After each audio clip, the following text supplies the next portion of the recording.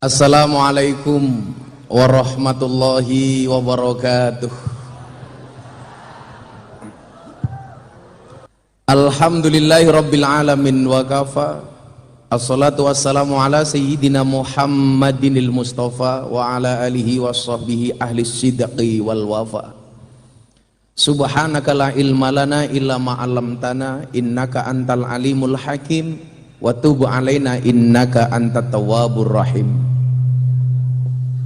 Rabbi shrah li sadri wa yassir li amri wahlul 'uqdatam min lisani yafqahu qawli, amma ba'du. Hadratal muhtaramin, para masyayikh, para kiai ingkang sampun kersa rawuh, wabil khusus sahibul ma'had Gus Abdul Azim Mujib, kiai muda yang sangat berbobot.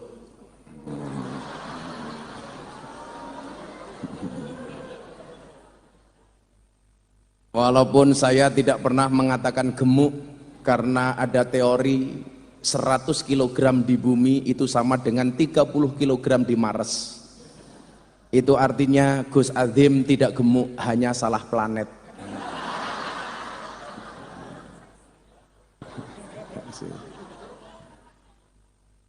Cuman saya selaku senior sering menasihati beliau, tolong jangan gemuk-gemuk. Karena ada penelitian secara medis, cowok yang perutnya besar biasanya burungnya kecil.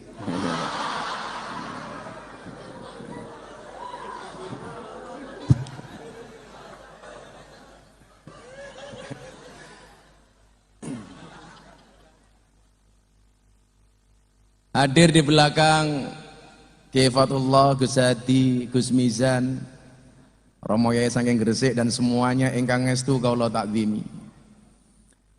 Yang saya hormati dan terhormat Bapak Wakil Gubernur Gus Emil Dadakan,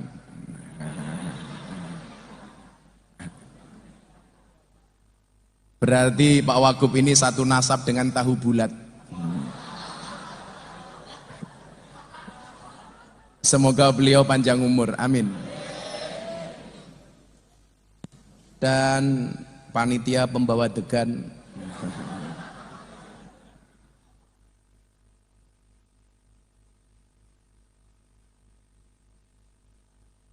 dan lain-lain.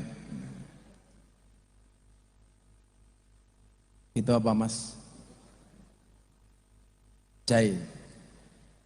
Itulah bedanya jahe sama santri putri. Kalau jahe mengandung vitamin, santri putri mengandung anak kita.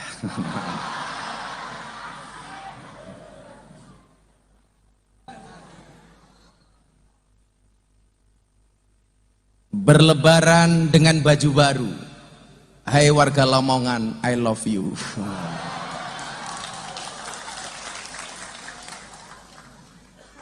Bila teman membuatmu kecewa, bila pasangan membuatmu terluka, dan bila corona membuatmu menderita, yakinlah Gus Miftah hadir dengan membawa cinta.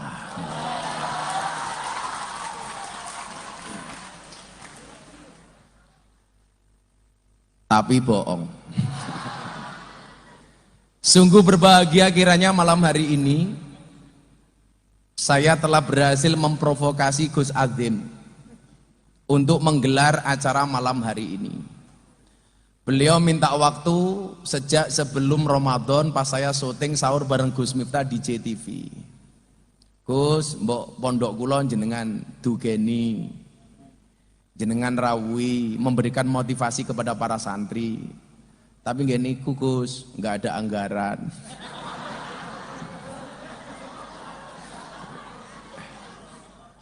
Saya langsung jawab, jenengan bentuk saya ngomong anggaran Gus ketok, wong rupamu kaya kotak infak.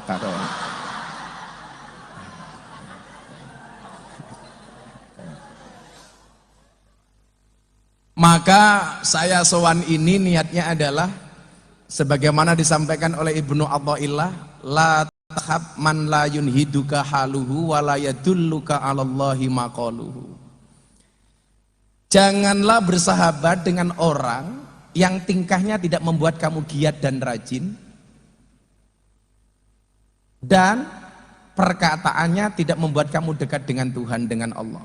Maka saya niatkan untuk mencari sahabat. Apa bedanya teman, pacar, dan sahabat? Teman adalah 1000 orang yang datang di saat kamu senang. Pacar adalah 1 orang yang membuat kamu melupakan 1000 orang.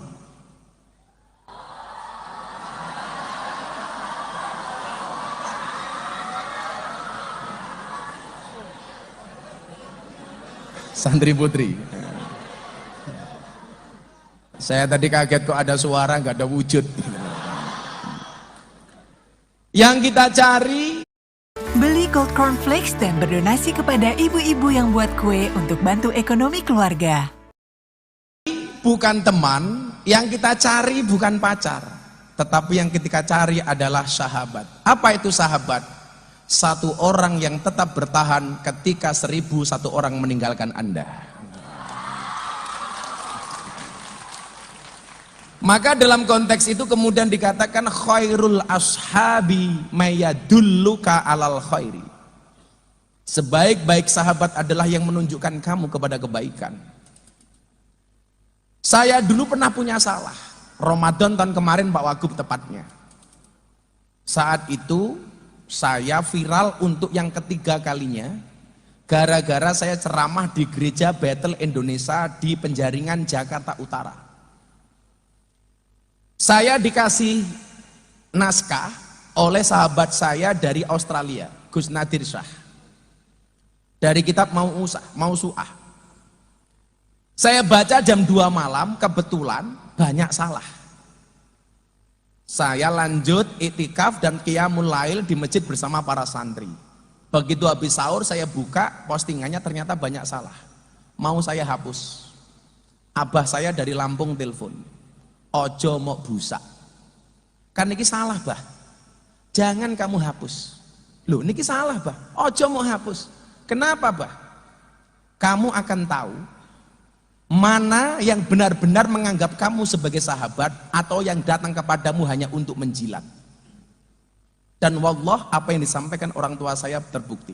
Saya telepon Maulana Habib Lutfi bin Yahya Pekalongan, bah menurut bapak kok begini, ini postingannya salah, saya membaca kitab salah, nggak boleh dihapus. Habib Lutfi jawab, bapakmu benar. Kenapa? Kamu akan tahu mana yang benar-benar sahabat, mana yang datang hanya karena pengen menjilat. Dan ternyata terbukti. Ceramah saya di gereja ditranslate dalam bahasa Inggris, sampai kemudian trending di Twitter 1 minggu. Orang-orang luar negeri, Indonesia Timur, orang non-Islam semuanya memuji saya. Sampai kemudian saya mendapatkan undangan dari wali kota Los Angeles, Amerika Serikat untuk berbicara tentang toleransi. Tapi Anda tahu, kawan-kawan saya yang kelihatannya Gus, Kiai dan sebagainya semuanya mencaci maki saya. Mereka mengatakan apa? Dasar Miftah goblok ora alim. Mbah Dem, Pondok Pesantren Kendal, beliau mengatakan kepada saya, Lereneo. Beliau mengatakan kepada Al-Fakir Miftah, apa bahasanya? Qalilum minal yakin khairum min kasirin minal ilmi wal amal. Nah, aku tahu yang kamu punya tidak seberapa, tapi manfaat. Maka sejak saat itu saya sampaikan, saya tidak alim tapi ada manfaatnya. Bagaimana Anda yang merasa alim? Apa manfaatmu? Modar gue, ayo.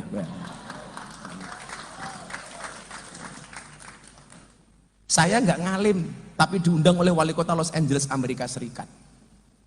Saya nggak alim, tapi 3 bulan yang lalu Pak Wagub, saya mendapatkan 3 penghargaan dari LEPRID, Lembaga Prestasi Indonesia dan Dunia. Saya pengen memberikan semangat kepada santri-santri yang ratek pinter. Santai biasanya sing dadi kiai iki malah santri sing ratek pinter tak kandhani gitu. Ya. Saya dulu satu kelas di pondok 40 orang. Yang nggak pernah ngaji cuman saya. Teman-teman saya semuanya ngaji dari Ibtidaiyah sampai Ma'had Ali. Yang jadi kiai cuman saya sendiri yang tidak ngaji. Maka beruntunglah Anda yang goblok. Karena Kiai Hamim Jazili atau Gusmi mengatakan pinter kuwi penting tapi orang jamin. Gusmi yang bilang pinter ngalim kuwi penting tapi orang jamin. Saya 3 bulan yang lalu Pak mendapatkan 3 penghargaan dari LEPRID. Yang pertama, penghargaan dari Lembaga Prestasi Indonesia dan Dunia atas prestasi saya apa? Menjual belangkon termahal di dunia. Saya sumbangkan untuk Muktamar NU di Lampung. Saya bikin belangkon 90.000, saya lelang laku berapa? 900 juta. Saya sumbangkan untuk NU.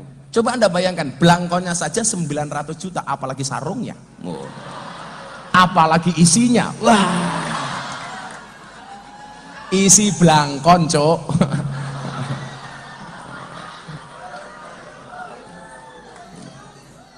Belangkon. Saya jadi ingat sebuah makalah yang mengatakan begini. Kullai sayyin idza kasura rahusa illal adaba. Segala sesuatu kalau jumlahnya banyak pasti murah kecuali adab. Makanya kalau kamu pengen mahal gampang, jadilah yang sedikit. Kiai itu banyak, Pak. Tapi yang mampu ngurusi lokalisasi nggak banyak, hanya Miftah. Karena nggak ada yang mampu ngurusi lokalisasi dan klub malam, hanya saya sendiri, maka Miftah ini sedikit. Kalau sedikit berarti langka. Kalau langka antik. Kalau antik mahal harganya. Saking mahalnya Darul Fikih nggak ada anggaran.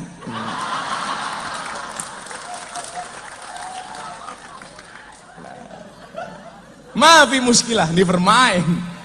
Kata Gus Emil, no buat gitu loh. Rapopoh gitu loh. Satu. Yang kedua, saya dapat penghargaan dari Leprit sebagai dai yang paling istiqomah pengajian di lokalisasi dan klub malam. Sudah 22 tahun. Termasuk saya dulu ngurusi lokalisasi Doli. Saya pesan Mas Emil, saya bilang sama Bu Khofifah, mbok nama Doli diganti. Diganti nopo Gus? Alfa Doli. Loh, pemilihan diksi kalimat itu penting ngoten lho. Doli diganti Al-Fadholi. Siapa tahu dari Al-Fadholi akan lahir kemuliaan-kemuliaan kita nggak pernah tahu loh. Ingat, orang jelek dan orang baik bedanya satu. Orang baik punya masa lalu, orang jelek pasti punya masa depan. Saya istiqomah 22 tahun. Gus, istiqomah itu berat? Iya, istiqomah pasti berat. Karena kalau ringan namanya istirahat. Dan untuk istiqomah butuh dicoba. Cobaan pasti banyak. Kenapa? Karena kalau sedikit namanya cobain. Menjalaninya harus ikhlas. Ciri ikhlas diam. Karena kalau ngomong namanya iklan. Makanya saya bilang, kalau hidupmu diselimuti masalah.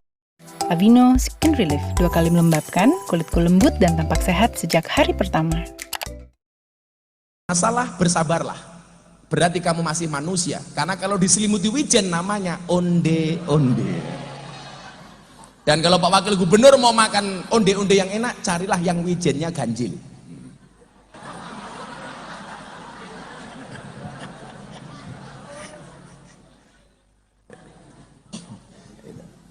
Makanya kenapa dulu saya di Doli itu Pak Wagub, saya dikasih julukan Presiden Para Pendosa.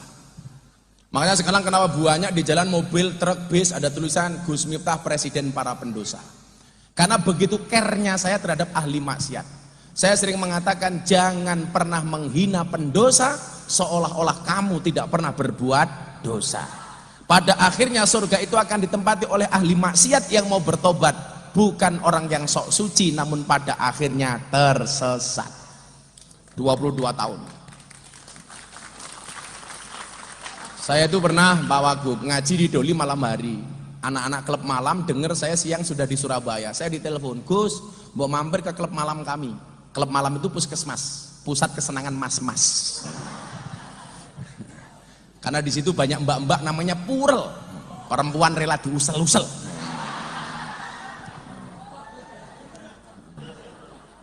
Pekerjaan mereka mewarnai kehidupan rumah tangga orang lain.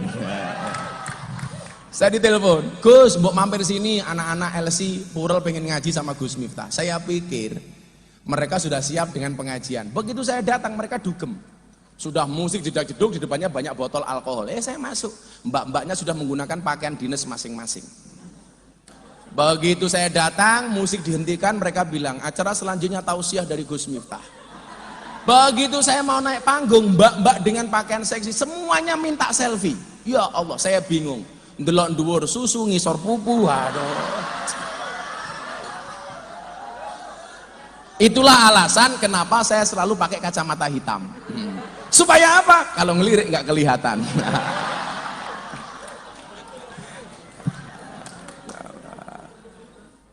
Tapi apa? Saya selalu sayang dengan mereka ya. Ini kalau adik-adik santri Darul Fikih pengen menempuh jalur kayak saya, itu peluangnya besar, Mas.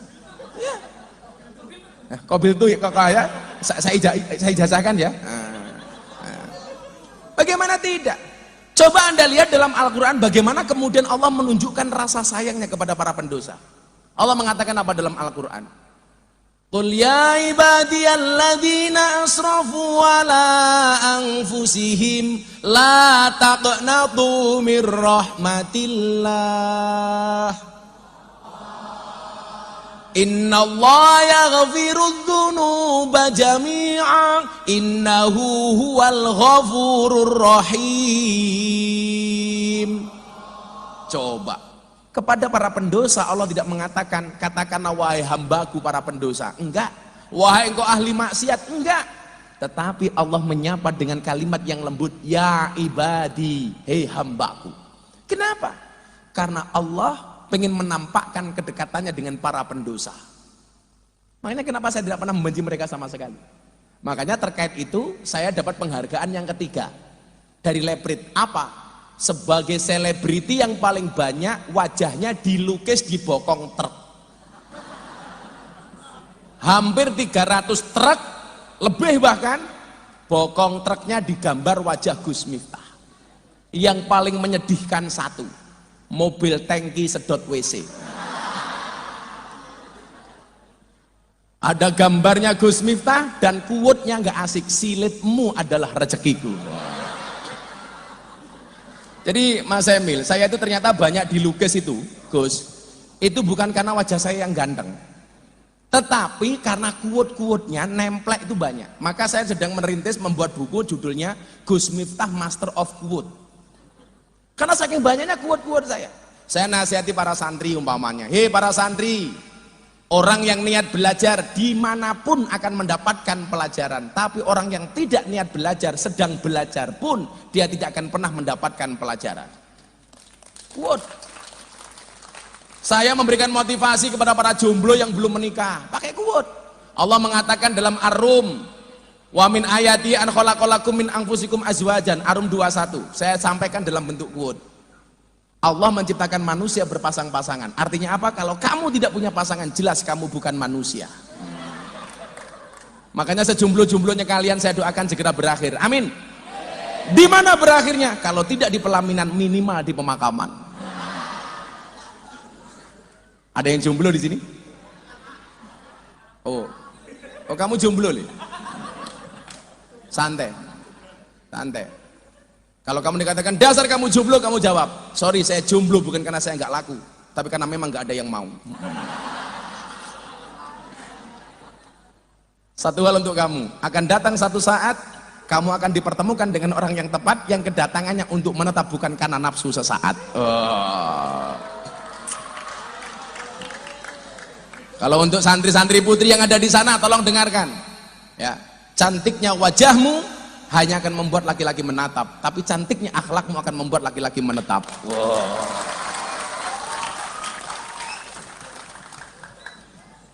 Untuk para pendosa, saya kasih banyak quote.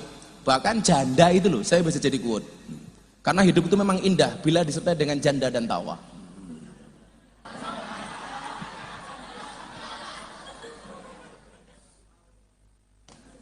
Kalau kamu menikah dengan janda, bersyukurlah. Karena minimal janda itu jujur, sudah tidak gadis lagi. Daripada kamu nikah dengan gadis tapi rasa janda. Ih, menjijikkan.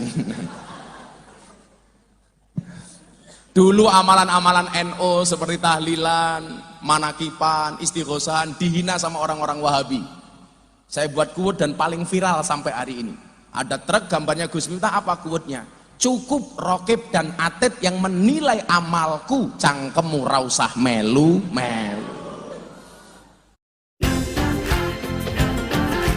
Minum segelas Milo saat sahur untuk energi kuat puasa. Kamu minta quote apa? Mesti ono kabeh aku. Master of quote. Kamu senang dengan santri putri, katakan sama Allah, bila kamu rindu dengannya, jangan kamu sebut namanya, tapi sebutlah nama Tuhan yang menggenggam hatinya. Wow. Di pondok saya itu, sebeh matamu sebeh. Di pondok saya itu santri kalau malam HP-nya kan tak sita, Mbak. Kadang-kadang chattingnya antara santri putra dan santri putri itu belum dihapus. Jadi lucu-lucu itu. Ada santri putra ngerayu santri putri, "Dek, mau nggak kamu saya halalkan?" Sing wedok jawab, "Sorry mas, saya bukan babi."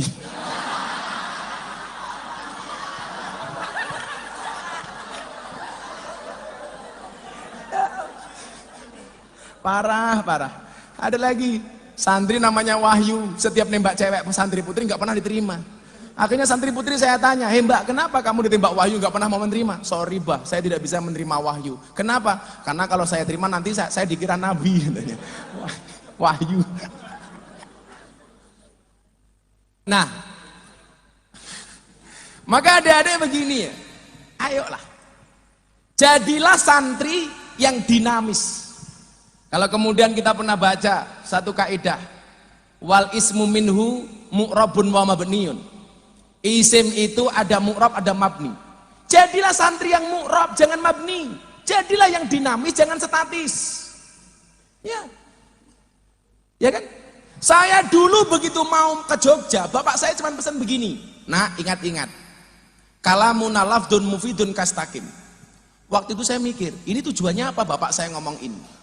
Ternyata titik tekannya pada kalimat mufidun, jadilah orang yang berfaedah dimanapun. Kemudian apa? Istiqomah.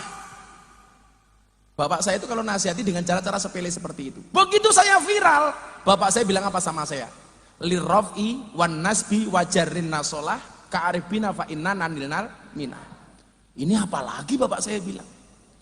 Tapi ini menarik bagi saya gitu loh. Begitu saya berangkat ke Jogja dengan segala keterbatasannya tahun 99.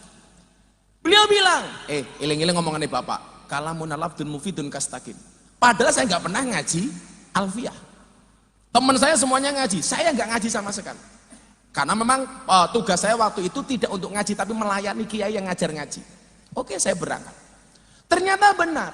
Begitu saya masuk Jogja, dihadapkan kepada satu kondisi, ketemu dengan orang-orang yang adat istiadatnya, amaliyahnya beda dengan saya. Kenapa? Saya terlahir sebagai orang NU, harus berhadapan dengan lingkungan Muhammadiyah. Kebetulan saya menjadi James Bond, jaga masjid dan kebon.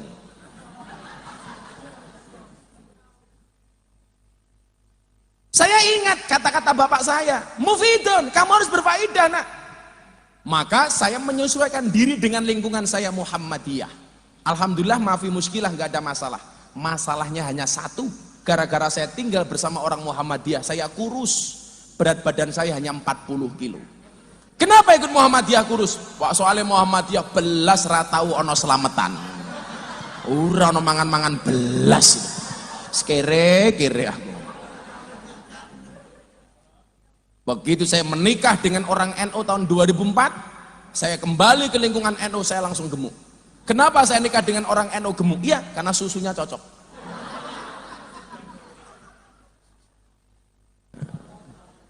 Begitu saya tinggal di lingkungan orang NU, saya tambah gemuk. Kenapa? Karena orang NU dikit-dikit makan. Yasinan makan, tahlilan makan, sholawatan makan, manakipan makan, istighosahan makan. Tetangganya sakit minta didoakan makan. Sing loro mati mangan meneh. Pitung dino. Menolak Gus Adem lemu ki lumrah gitu loh. NU tenan gitu loh. NU nyel kayak itu. Tapi yang perlu diingat adalah cewek itu lebih suka dengan cowok kurus dibandingkan cowok gemuk. Kenapa lebih suka dengan cowok kurus? Jelas makan saja nggak tambah, apalagi pasangan. Iya. Tapi kalau cewek seksi tidak akan pernah disukai sama laki-laki. Laki-laki lebih suka dengan cewek yang gemuk dibandingkan cewek yang seksi. Kenapa? Jawabannya sederhana. Karena cewek seksi hanya fokus kepada penampilan, tidak pernah fokus kepada perasaan. Ya. Santai saja dok. Cantik itu dari 3 hal. Dari sananya, dari dananya, dan dari letak kameranya. Makanya orang-orang yang gemuk kalau foto biasanya posenya miring. Set. Kenapa? Biar perutnya tidak kelihatan. Lah jenengan duwe bojo lemu Kang. Wah bersyukurlah. Bojomu mau keloni 30 menit sikilmu kram tak.